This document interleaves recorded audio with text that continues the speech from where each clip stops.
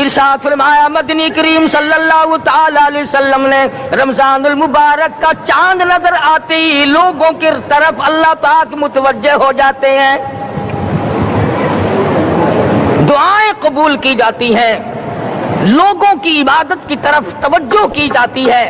عرش عظیم اٹھانے والے فرشتوں کو یہ حکم ہو جاتا ہے کہ تم اپنی اپنی عبادات کو چھوڑ کر روزے دار کی عبادت پہ آمین کہو۔ اندازہ لگا عبادت میری تیری اور آمین عرش اٹھانے والے فرشتوں کی۔ ارشاد فرمایا مدنی کریم صلی اللہ تعالی علیہ وسلم نے بعض آدمی ایسا روزہ رکھتا ہے اس کے روزے کی قبولیت کی دعا آسمان کے فرشتے مانگتے ہیں، بعض آدمی ایسا روزہ رکھتا ہے ادب کا لحاظ کرتا ہے، احترام کا لحاظ کرتا ہے، عظمت کا لحاظ کرتا ہے، رمضان المبارک کی ایک ایک چیز کو پورا کرنے کے لیے ہر وقت کوشاں رہتا ہے، اس کی روزی کے لیے، اس کے روزے کی قبولیت کی بخشش کی دعا کے لیے سمندروں کے جانور دعا مانگتے ہیں۔ کتنی بڑی بات ہے۔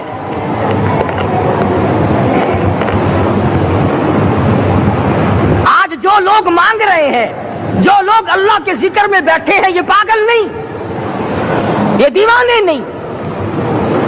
ارشاد مدنی کریم صلی اللہ علیہ وسلم کا اسی رات کے بارے میں فرمایا اللہ پاک جبریل امین کو حکم دیتے ہیں جھنڈا لے کر دنیا میں چلے جاؤ، لاکھوں کروڑوں فرشتوں کو ساتھ لے جاؤ، ہر گھر میں جاؤ، ہر دعا کرنے والے کی دعا پہ آمین کہو، جہاں جا میرے نیک بندے موجود ہیں اور جبریل ان سے مصافحہ کر۔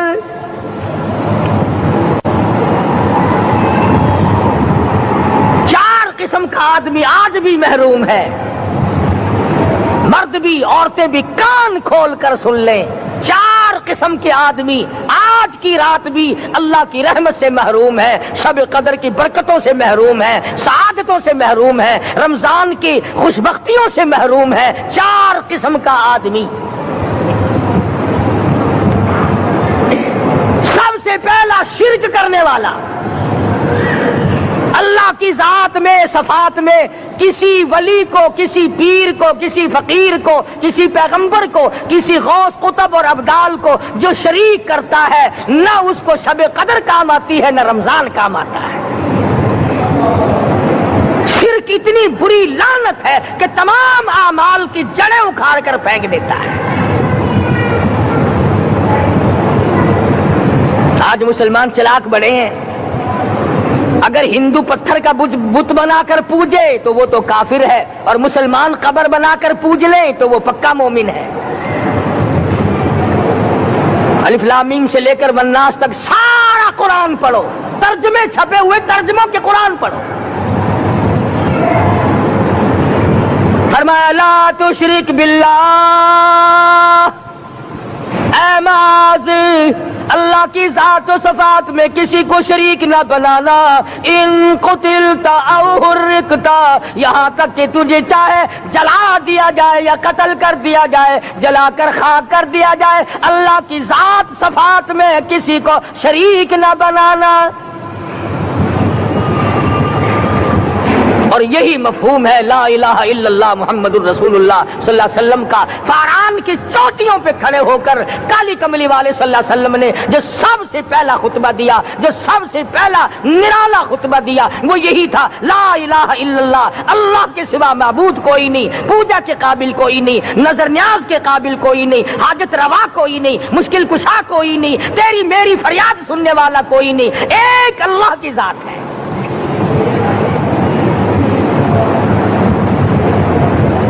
آج تو لوگ درختوں کی پوجا الگ کرتے ہیں، پانی کی پوجا الگ کرتے ہیں، قبروں کی پوجا الگ کرتے ہیں، اور پھر مومن کے مومن ہیں۔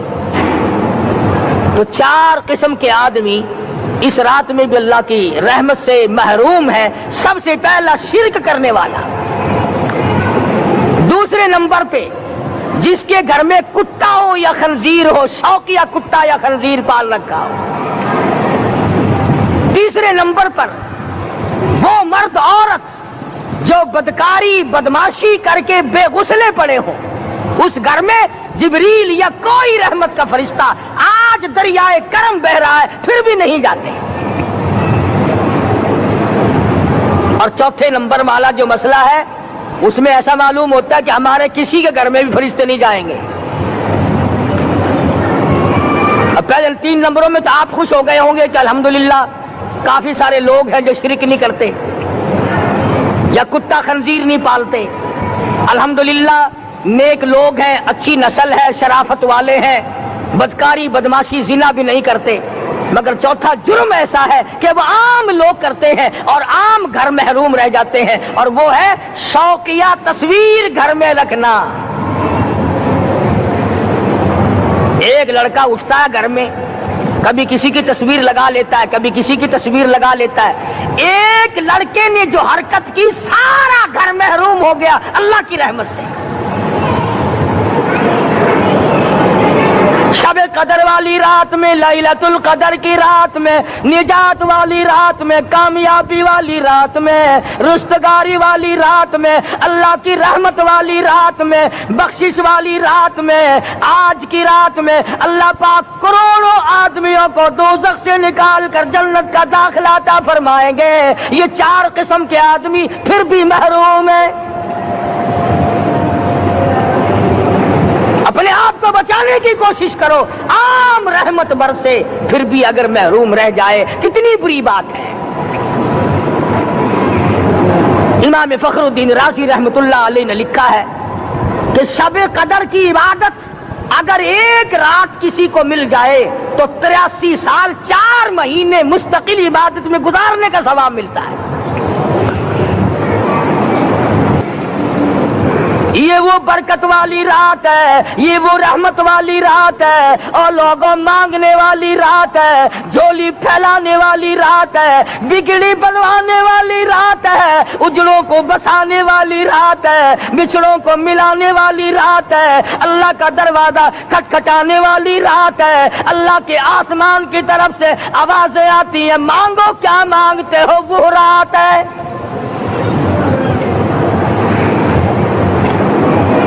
اب نبی کریم صلی اللہ علیہ وسلم کی زبان مبارک پر اگر کوئی یقین نہ کرے تو اس کا کیا علاج ہے؟ صحابہ کرام کو تمام چیزوں پہ یقین تھا, اس لیے قرآن نے ان کی گواہی دی. اذ جاءوکم من فوقکم ومن اسفل منکم واذ زاغت الابصار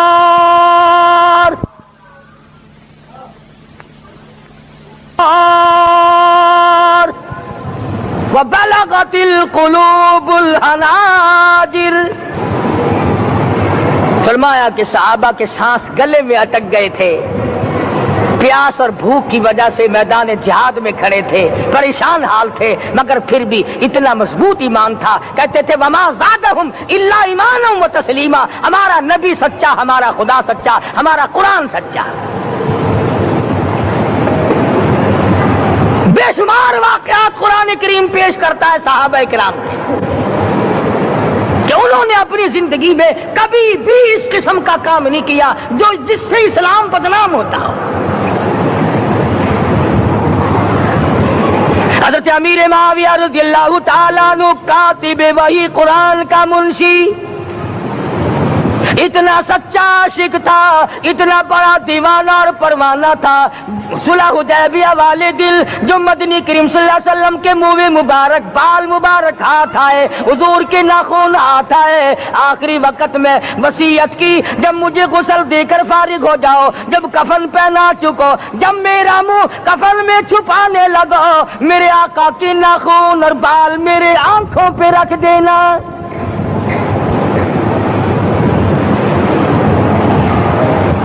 اس قدر جذبہ تھا ان حضرات میں, اور نماز کبھی کسی صحابی نے قضا نہیں کی.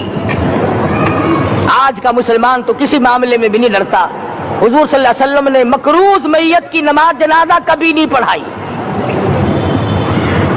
آج جس نے کسی کا قرضہ دینا ہو وہ پرواہ ہی نہیں کرتا, نہ موت سے ڈرتا ہے, نہ قبر سے ڈرتا ہے, نہ حشر سے ڈرتا ہے, نہ اللہ کے عذاب سے ڈرتا ہے.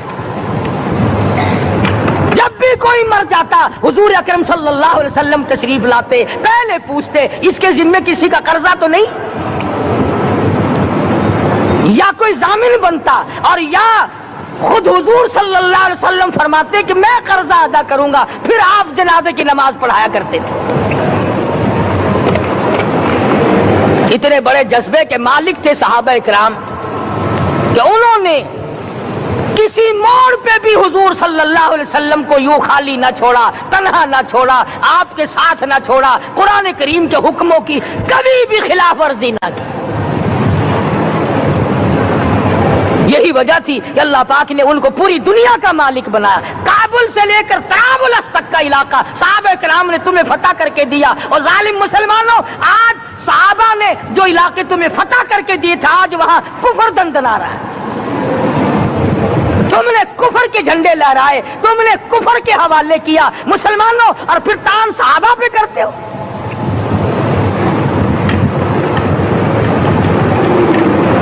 آج کی رات کے بارے میں قرآن کریم فیصلہ کرتا ہے، فرمایا لیلۃ القدر خیر من الف شہر، 1000 مہینوں سے بہتر ایک رات عطا ہو گئی۔ اللہ کے لاڈلے نبی حضرت محمد الرسول اللہ سب کا جو صلی اللہ علیہ وسلم کو رنج ہوا، میری امت کی عمریں کم ہیں، پہلی امتوں کے لوگ بازی لے جائیں گے، ان کی نیکیاں بڑھ جائیں گی۔ اللہ پاک نے فرمایا میرے محبوب غمزدہ نہ ہو، پریشان نہ ہو، میں نے تیری امت کو ایک رات ایسی دے دی جو 1000 مہینوں سے بہتر ہے۔ مگر آج کی رات میں کون سے سینما بند ہو گئے؟ آج کی رات میں لوگوں نے کون سا جوا کھیلنا چھوڑ دیا؟ آج کی رات میں کون سے لوگوں نے روزے رکھ کر عبادت میں نیت باندھ لی؟ الحمدللہ نیکی کرنے والوں کی بھی کمی نہیں، مگر بغاوت کرنے والوں کی بھی تختے زمین پہ کمی نہیں۔ خدا کہتا مانگو کیا مانگتے ہو؟ ہم کہتے نہیں ہمیں ضرورت ہی نہیں۔ فرمایا تنزل الملائکۃ والروح فیہا بإذن ربہم من کل امر سلام۔ جبریل آسمان سے آئے، کروڑوں لاکھوں فرشتے آئے، عرش عظیم کو چھوڑ کر فرشتے تیری عبادت کو دیکھنے آئے، بیت المعمور کی عبادت کو چھوڑ کر فرشتے تیری دعا پہ آمین کہنے آئے، تو سویا ہوا ہے۔ ایک ہی فکر ہے کہ مجھے عید کے لیے جوتے لانے ہیں، کپڑے سلوانے ہیں، فلاں چیز کرنی، اور یہ فکر نہیں کہ ایسا نہ ہو اگر رمضان میں میری نجات نہ ہوئی تو میں مارا جاؤں گا۔ اس کی ذات بڑی بے نیاز ہے، وہ جب کسی کو نوازتا ہے تو یوں ہی نوازتا ہے۔ اللہ اکبر۔ ساری ساری رات رونے والے لوگ، فرمایا والذین یبیتون لربہم سجدا وقیاما، وہ لوگ کامیاب ہیں جن کی راتیں سجدوں میں بیت گئی۔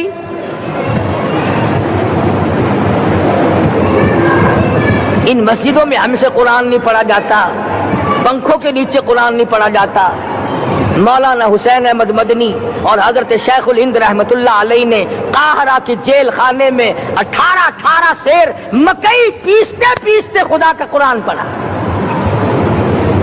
چکی چلاتے چلاتے قرآن یاد کیا اور قرآن پڑھا۔ مولانا ابوالکلام آزاد نے رانچی جیل میں خدا کا قرآن پڑھا۔ مجدد الفسانی نے گوالیار کے جیل خانے میں خدا کا قرآن پڑھا۔ دلی کے چاروں طرف 4000 عربی مدرسے تھے، 4000 عربی مدرسے تھے۔ انگریز سے مقابلہ کیا علماء نے، اللہ والوں نے، کفر کے سامنے سر جھکایا نہیں، کفر کے سامنے ڈرے نہیں، مرعوب نہیں ہوئے، مغلوب نہیں ہوئے۔ 4000 مدرسوں میں سے دلی سے مراد آباد تک، دلی سے پانی پت تک، دلی سے لے کر غازی آباد تک، چاروں طرف کے علاقے میں کوئی درخت ایسا نہ تھا جس پہ کسی عالم دین کی لاش نہ لٹکی ہو۔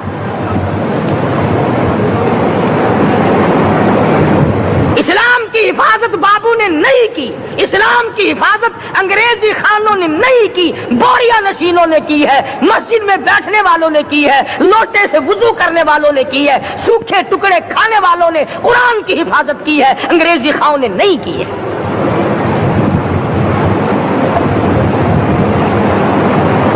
مولانا جعفر تھنیسری رحمت اللہ علیہ، مولانا حمید اللہ، مولانا یحییٰ صورت والے، 3 عالم دین کو پکڑا ہے انگریز نے۔ کالے پانی میں جاؤ، کئی میل لمبا چوڑا قبرستان جا کے وہاں دیکھو گے، اور ان کی قبروں کے پاس کھڑے ہو کے پوچھنا تم یہاں کیوں آئے تھے، خدا کی قسم سارے تمہیں جواب دیں گے ہم اپنی قوم کے ساتھ وفاداری کرتے ہوئے آئے ہیں۔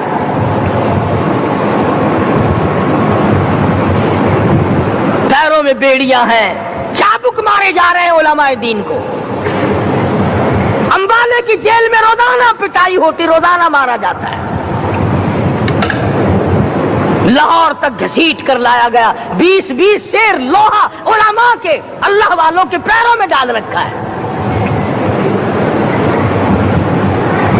تم نے تو صرف یہی سوچا ہے نا کہ کوئی مر جائے گا تو چھولوں پہ بیٹھ کے قرآن پڑھیں گے، نہیں نہیں، اللہ والوں نے پیروں میں بیڑیاں پہن کر قرآن پڑھا، ہاتھوں میں ہتکڑیاں پہن کر قرآن پڑھا، چابک اور کوڑوں کی سائے میں قرآن پڑھا، تلوار کی نوک پہ قرآن پڑھا۔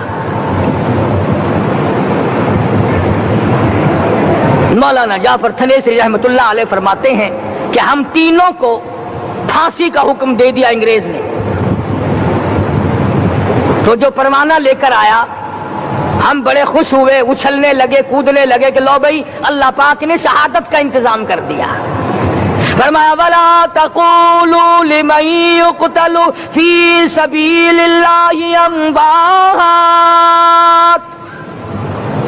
بَلْ أَحْيَاءٌ وَلَٰكِن لَّا تَشْعُرُونَ۔ جو میری راہ میں مارا گیا، جو میرے نام پہ مارا گیا، اسے تم مردہ نہ کہو، اس کی زندگی کی تم تمیز کر ہی نہیں سکتے۔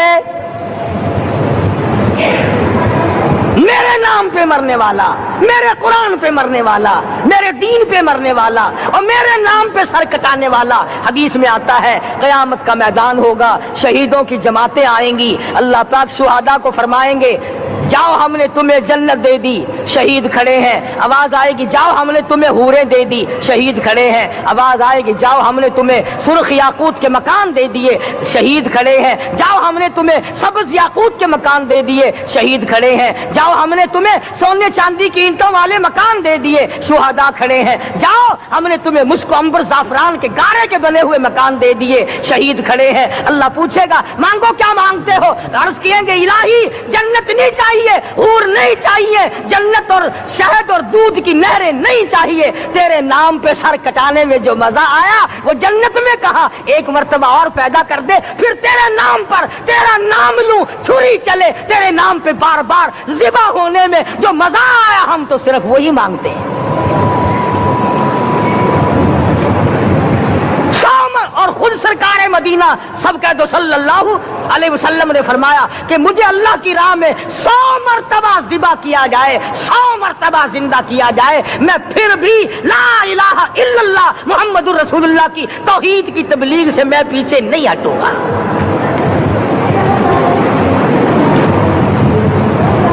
کبھی تو غور کرو عقل مند ہو سارے کہ آج مسلمان کیوں مار کھا رہا ہے؟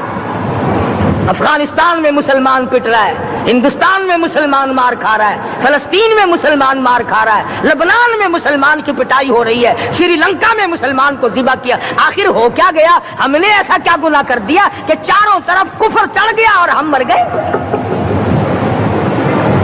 تم نے قرآن چھوڑا، اللہ نے اپنی رحمت کی چادر اتار دی، اللہ نے ساتھ چھوڑ دیا، اللہ نے نصرت کرنی چھوڑ دی۔ ورنہ قرآن میں خدا کا وعدہ ہے مسلمان تو کھڑا ہو جا، مجاہد بن کر میدان میں تو آ، مقابلہ میں کروں گا۔ خدا کی قسم یہ قرآن گواہ ہے، آل عمران گواہ ہے، 4 سپارہ قرآن کا گواہ ہے کہ صحابہ کہتے ہیں ہم نے چھڑی، درخت کی چھڑی کامچی توڑ کر کافر کی طرف یوں اشارہ کیا، گردن وہ جا کے پڑی۔ میدان بدر میں مرنے والے کافروں کا بیان ہے کہ ہمیں انہوں نے نہیں مارا، ہمیں تو کسی اور نے مارا ہے۔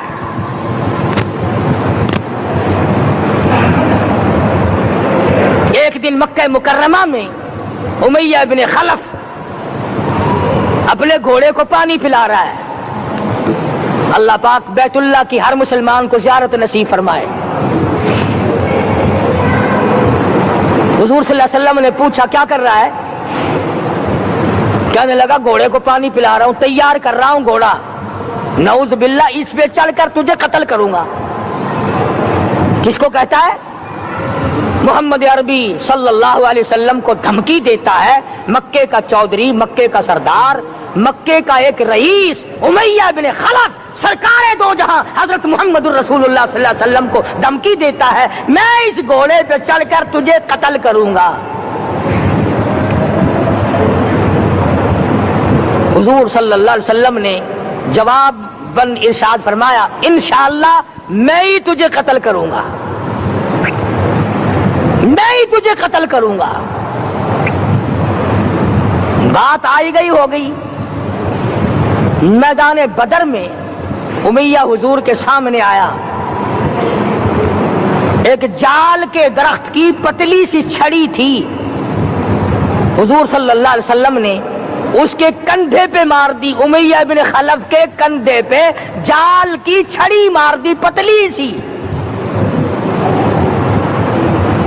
यूं लिखा किताबों में, गधे की तरह रेंगता था, चीखता था, चिल्लाता था, हाय मर गया, हाय मर गया, तबाह हो गया, बर्बाद हो गया।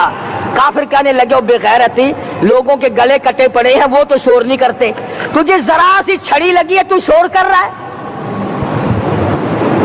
सबकी तवज्जो है मेरी तरफ, आप सबका ध्यान है, बात समझ में आ रही है?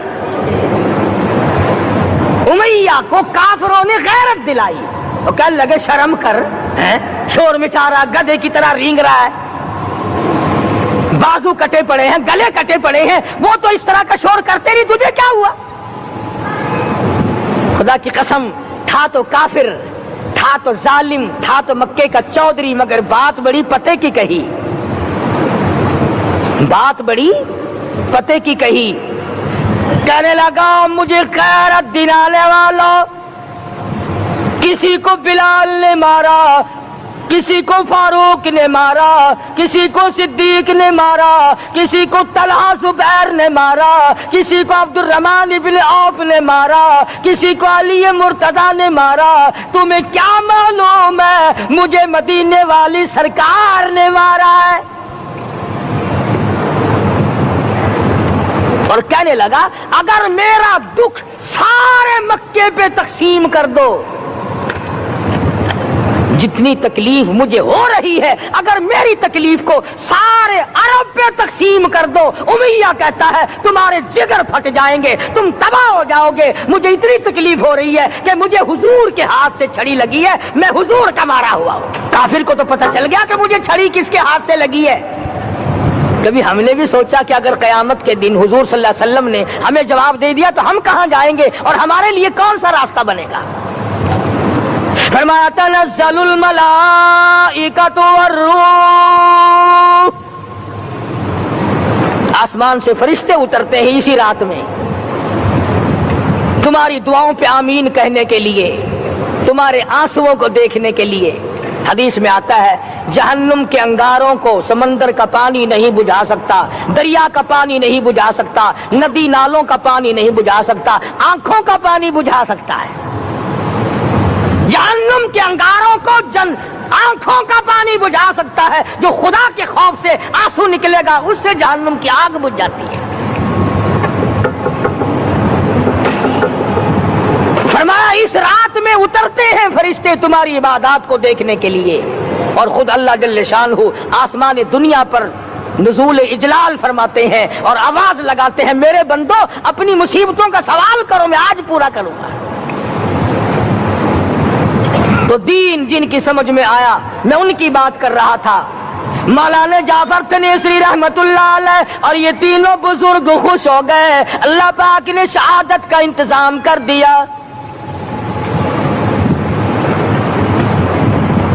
वो जो परवाना लेके आया था फांसी का, वो अंग्रेज अफसर को जाके कहने लगा कि मौलवी तो खुश हो रहे हैं, फांसी आने पर तैयार हैं। उम्मीद करता हूँ दोस्तों आप हजरात ने इस बयान को पूरा सुना होगा। बयान अच्छा लगे तो लाइक सब्सक्राइब जरूर करें और कमेंट में हमारे को बताएं कि हमारी वीडियो आपको कैसी लगी।